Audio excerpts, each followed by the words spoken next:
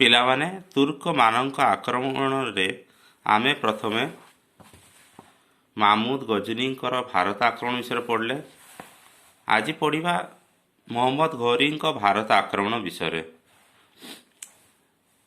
ଦ୍ୱାଦଶ ଶତାବ୍ଦୀର ଶେଷ ଆଡ଼କୁ ଘୋର ରାଜ୍ୟର ଶାସକ ମହମ୍ମଦ ଘୋରୀ ଭାରତ ଆକ୍ରମଣ କରିଥିଲେ।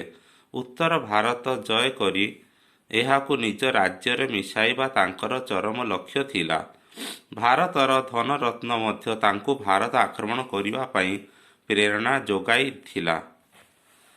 ମହମ୍ମଦ ଘୋରୀ 1175 ଖ୍ରୀଷ୍ଟାବ୍ଦରେ ମୁଲତାନ ଅଧିକାର କରି ଭାରତ ଆକ୍ରମଣ ପାଇଁ ପଥ ପ୍ରସ୍ତୁତ କରିଥିଲେ।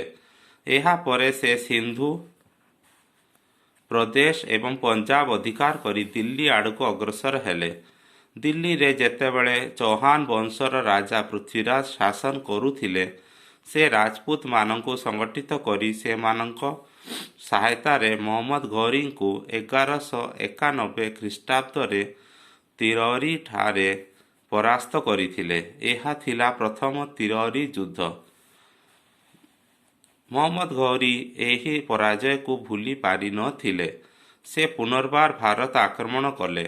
1192 ଖ୍ରୀଷ୍ଟାବ୍ଦରେ ଦ୍ୱିତୀୟ ତିରୋରୀ ଯୁଦ୍ଧରେ ସେ ପୃଥ୍ୱୀରାଜଙ୍କୁ ପରାସ୍ତ କରି ଦିଲ୍ଲୀ ଅଧିକାର କରିଥିଲେ। ଏହା ଦେଖି କନୌଜର ରାଠୋର ବଂଶୀୟ ଶାସକ ଜୟଚନ୍ଦ୍ର ରାଜପୁତମାନଙ୍କୁ ଏକତ୍ରିତ କରି ମହମ୍ମଦ ଘୋରୀଙ୍କୁ ଚାନ୍ଦୱାର ଚାନ୍ଦେରୀ ଯୁଦ୍ଧ କ୍ଷେତ୍ରରେ ଭେଟିଥିଲେ। ଏହି ଯୁଦ୍ଧରେ ମହମ୍ମଦ ଘୋରୀ ଜୟଚନ୍ଦ୍ରଙ୍କୁ ପରାଜିତ କରି ଭାରତରୁ ବିପୁଳ ଧନରତ୍ନ ସ୍ୱଦେଶକୁ ନେଇ ଯାଇଥିଲେ। ସେ ଯିବା ପରେ ତାଙ୍କର ମୁଖ୍ୟ ସେନାପତି କୁତୁବୁଦ୍ଦିନ ଆଇବକ ବୁନ୍ଦେଲଖଣ୍ଡ, କାଲିଞ୍ଜର ଏବଂ ମାହୋବା ଆଦି ଅଞ୍ଚଳ ଅଧିକାର କରିଥିଲେ।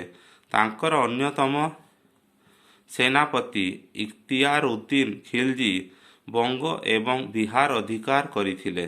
ମହମ୍ମଦ ଘୋରୀ ଲାହୋରଠାରେ 1206 ଖ୍ରୀଷ୍ଟାବ୍ଦରେ ପ୍ରାଣତ୍ୟାଗ କରିଥିଲେ। ପିଲାମାନେ, ତୁମେ ଜାଣିଛ କି ମହମ୍ମଦ ଘୋରୀଙ୍କ ଅନ୍ୟ ନାମ ଥିଲା ସାହାବ ଉଦ୍ ବିନ୍ ମହମ୍ମଦ? ତୁମେ ଜାଣିଛ କି ମହମ୍ମଦ ଘୋରୀଙ୍କର ମୁଖ୍ୟ ସେନାପତି କୁତୁବୁଦ୍ଦିନ ଆଇବକ ଦିଲ୍ଲୀରେ ଦାସ ବଂଶ ଶାସନ ପ୍ରତିଷ୍ଠା କରିଥିଲେ। ଇଏ ଥିଲେ ପୃଥ୍ୱୀରାଜ ଚୌହାନ।